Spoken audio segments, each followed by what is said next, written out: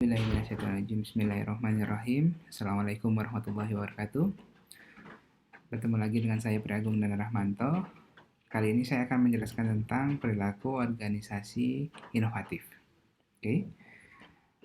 Sebelum melihat bagaimana perilaku organisasi inovatif, kita akan melihat dulu apa itu yang disebut dengan organisasi dan bagaimana ciri-cirinya. Oke. Pengertian organisasi adalah, bisa kita bilang organisasi adalah suatu badan yang memiliki struktur dan bekerja sama, gitu ya. Di dalamnya ada kaitan kerjasama dan ada yang namanya pencapaian tujuan. Oke, jadi ada suatu badan punya struktur, bekerja sama di dalamnya, kemudian dilakukan untuk mencapai suatu tujuan. Tentunya di dalam mencapai tujuan tersebut, organisasi ini memiliki yang namanya atau menjalankan yang namanya input, proses, output. Outputnya adalah tujuan, inputnya adalah berbagai hal, yang prosesnya ini ada di dalam. Kerjasama itu termasuk proses yang ada di dalamnya. Ketika kita berbicara tentang ciri organisasi ini biasanya terdiri dari sekumpulan orang.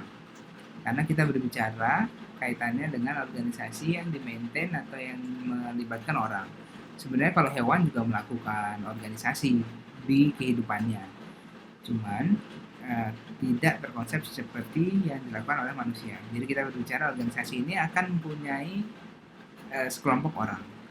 Kemudian mereka punya tujuan bersama, mereka juga bekerja sama, nggak bisa sendiri-sendiri. Kalau sendiri-sendiri namanya tidak terorganisir nanti. Kemudian ada aturan yang harus disepakati, aturan yang harus dijalankan, dan ada pembagian tugas. Untuk apa? Untuk mencapai tujuannya. Jadi mereka bekerja sama melakukan tugasnya untuk mencapai tujuannya. Nah, kita bisa lihat di sini. Oke, kumpulan orang ini melakukan kerjasama, mereka punya aturan, kemudian ada pembagian tugasnya, mereka bersinergi bekerja untuk mencapai tujuan, untuk mencapai sasaran ekonomi. Oke. Kalau mereka berorganisasi sosial, berarti sasarannya adalah sosial. Mengumpulkan amal sebanyak-banyaknya, membagikan paket-paket sosial atau membagikan kebutuhan-kebutuhan sosial bagi masyarakat. Nah, itu organisasi sosial. Ketika kita berbicara perusahaan atau dagang atau startup, gitu ya. Tapi kalau startup dan perusahaan konvensional agak berbeda sedikit tujuannya. Kalau kita berbicara tentang perusahaan konvensional, perusahaan dagang, gitu ya, tujuannya adalah menghasilkan keuntungan. Untuk apa? Untuk sustainability-nya, untuk menjamin kelangsungan hidup perusahaan. Oke. Di sini juga ada contoh organisasi keluarga dan lain-lain. Nah, kita akan beranjak ke ini, gaya manajerial. Jadi, hubungannya dengan organisasi adalah, yang tadi kita bahas adalah perilaku organisasi. Nah, karena kita membahas perilaku, maka ada kaitannya dengan yang namanya gaya untuk memanage atau gaya untuk mengelola. Oke. Di gaya untuk mengelola ini,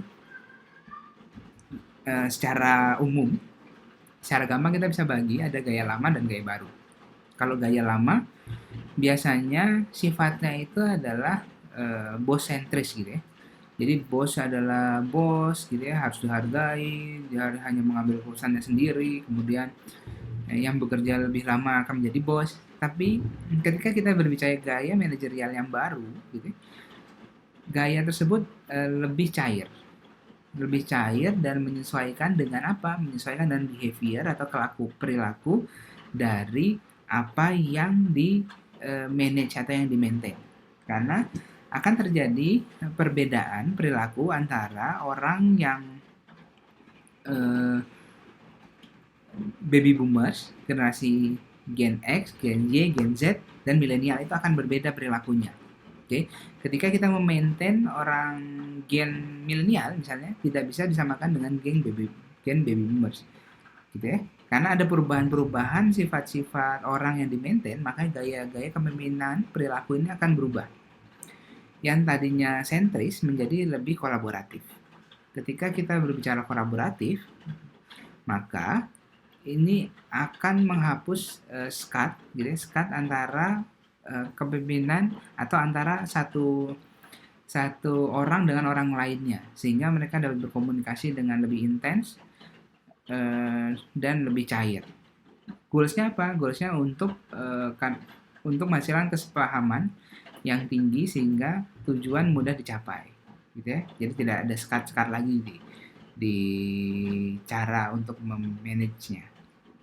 Oke, kita lanjut. Nah, terus bagaimana peran manajer atau peran untuk manage organisasi yang inovatif? Nah, ketika kita berbicara tentang manajemen, maka fungsinya tetap sama. Planning, organizing, leading, controlling.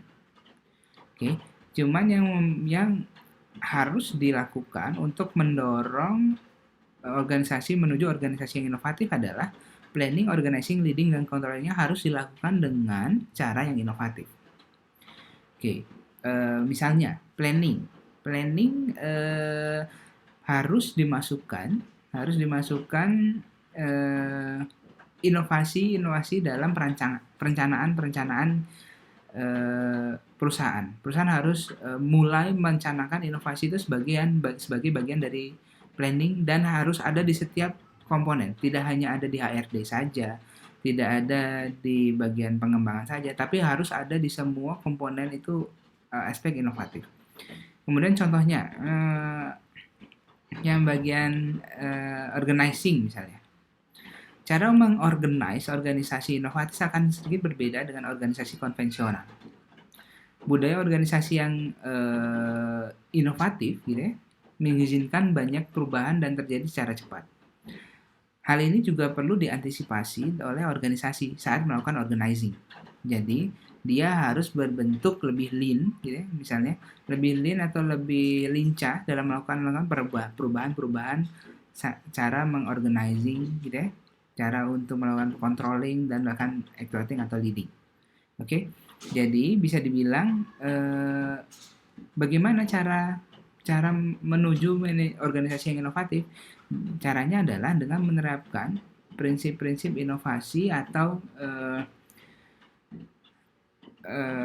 budaya-budaya inovasi ke dalam semua aspek manajemen yang ada di dalam perusahaan. Bukan hanya di bagian HRD tapi di semuanya. Oke, begitu penjelasan singkat saya, semoga bermanfaat. Sampai jumpa di video selanjutnya. Assalamualaikum warahmatullahi wabarakatuh. Terima kasih.